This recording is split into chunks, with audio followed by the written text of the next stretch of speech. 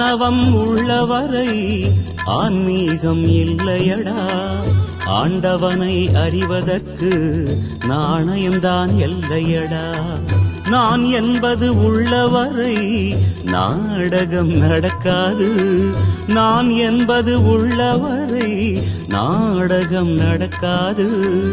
ஊனுடம்பை விற்காமல் உனக்கேதும் புரியாது. ஆன்மீகம் என்னவென்று யாருக்கும் தெரியல.